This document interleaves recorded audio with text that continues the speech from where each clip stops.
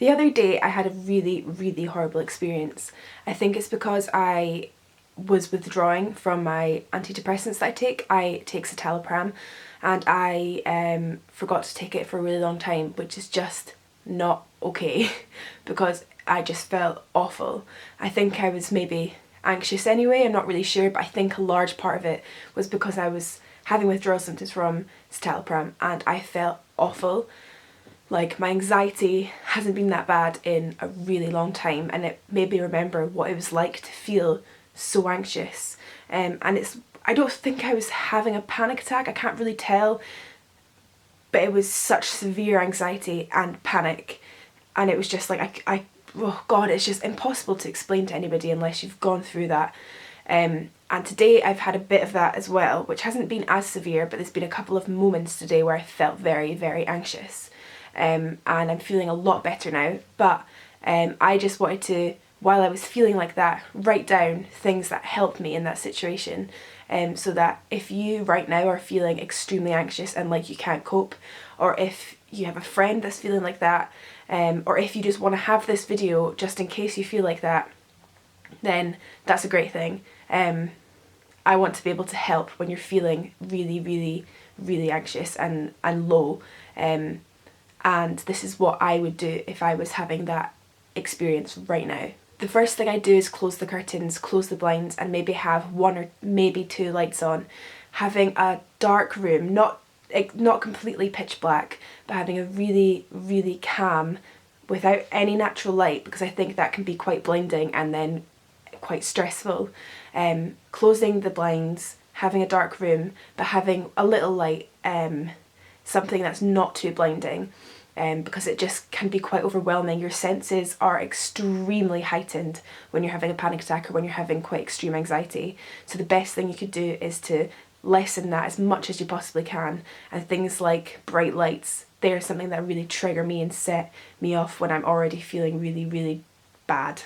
The next thing, which I think for me is such a big thing, and it usually helps me so much, is I get a towel and I completely wet it with cold water and wring it out, and then just lie in bed and hold the towel wherever you feel like you need to cool down. So when I have panic attacks, when I feel extremely anxious, my head, my face gets so hot and my tummy starts to feel really funny, and so I rub some cold water, some cold towel on my tummy to try and make it like feel better, and on my head as well, so I can try and cool down, and that usually really helps me to try and calm down and get a bit more back to normal temperature.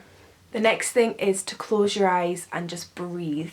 Breathing's something that it's pushed into everybody when you've got symptoms of anxiety.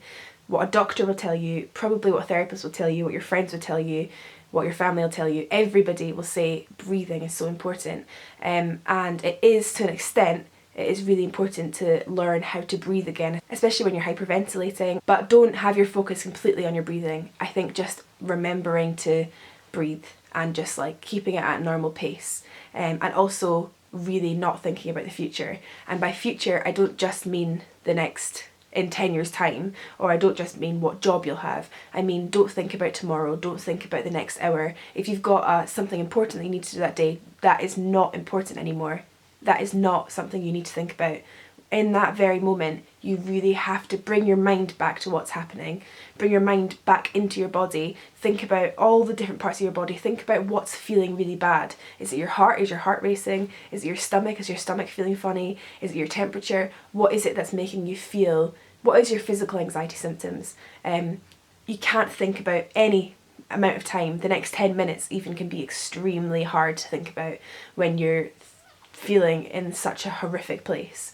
So just try your very, very best to think just about right now and just to think about your body and what's happening. Going back to trying to keep your temperature down, I always have a cold drink. Sometimes I have a fizzy cold drink because I feel like the bubbles, something to do with the bubbles, really helps settle my tummy, and also just it's really, really cold and really refreshing, and I just take tiny little sips. This will help obviously with sugar as well, like getting a little bit of sugar back in. I don't know, for me it really helps, but I know not for everybody. For some people just having a really cold glass of water, but it's really important to just sip it. Don't take really big gulps of it because it can unsettle you a bit, and just everything when you're feeling like that needs to be tiny and manageable. Next, I have Go Onto the Mind website. For those of you that don't know, Mind is a mental health charity and they're fantastic. Their website is absolutely amazing and it's so helpful, because usually going on to things like the NHS website or any kind of hospital or doctor's websites can be very formal and very bullet pointed, and this is what happens when you have a panic attack. It talks about adrenaline and fight or flight, but when you're actually feeling in a moment where you're extremely anxious, you don't need to know that information. All you need to know is ways to help yourself. And when I was feeling really awful the other day, I went onto the Mind website and there's a button that says I need urgent help. If you click on that, it's got loads and loads of little tiny things you can do to try and help you overcome the panic attack. Also, just browsing the Mind website as well, it's so informative, but not in a way that's overwhelming. It just tells you information about your specific illness, and it also doesn't just say this is what happens and this is what you should do. It's very forgiving, and it feels just very welcoming, and I just really love the website. I think it's absolutely fantastic. And my last tip that I have is to sit outside or sit near a window for as long as you can. Don't pressure yourself into this one because it can be quite hard. If you feel like moving from your bed is going to make you more anxious, then don't move from your bed. It's really important that you listen to yourself and what you need. But for me, a lot of the time, just sitting at my door, I don't leave the house when I'm feeling like that.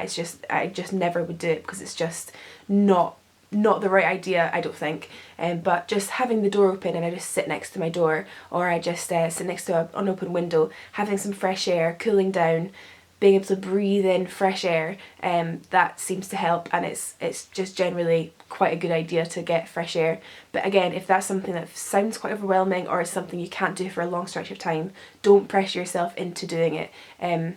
Whatever you feel like you need to follow what your body's telling you as much as you possibly can, because it's going to be telling you, although it's quite conflicting because it's telling you you're ill and it's telling you that something terrible's happening, but it's not that nothing terrible's happening. It's either a side effect of a drug you're taking, or it's just your anxiety being extremely difficult in that moment, or something when you've had bad news that your anxiety can start suddenly just back up again. But anyway, these are a few tips that I thought of when I was actually experiencing what I was experiencing. So hopefully they can be helpful for you. And also, I know how horrible it is. If none of these tips help, then I'm sorry. And also, I'm just really sorry that you're going through what you're going through, because it is the worst thing ever. It's so terrifying. But it gets better. You will never feel like that forever. Your body isn't able to feel like that forever, so just know you're never going to feel like that forever. I think at the most 20 minutes you're going to feel like that, and just remember that, keep telling yourself that. And thanks very much for watching this video, and I will see you soon. Bye!